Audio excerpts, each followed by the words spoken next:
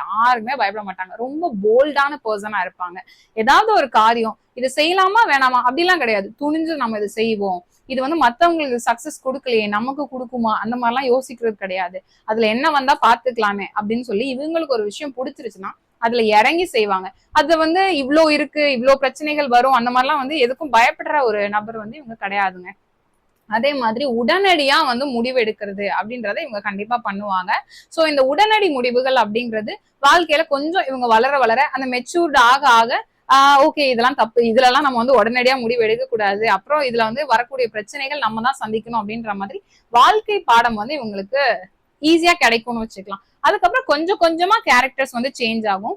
ஆனா மெயினா பேசிக்கான விஷயங்கள் அப்படிங்கிறது எனக்கு வந்து டக்குன்னு ஏதாவது ஒண்ணு நடக்கணும், எனக்கு வந்து இந்த ஒரு விஷயம் இவங்க வந்து இந்த பதில் சொல்லணும், எஸ் ஆர் நோ சொல்லிருங்க, நான் பாட்டுக்கு கிளம்பி போயிட்டே இருக்கேன், சும்மா இதுக்காகலாம் வெயிட் பண்ணிட்டு இருக்க முடியாது அப்படின்ற மாதிரி சீக்கிரம் டென்ஷன் ஆகுறது.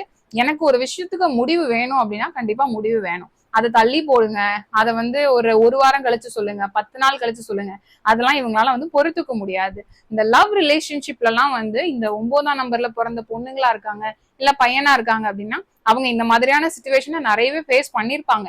கண்டிப்பா நீங்களும் வந்து 9ஆம் நம்பர் உங்க டேட்ல இருக்கு அப்படின்னா இதை நீங்க கனெக்ட் பண்ணிக்கலாம்னு வச்சுக்கோங்களேன்.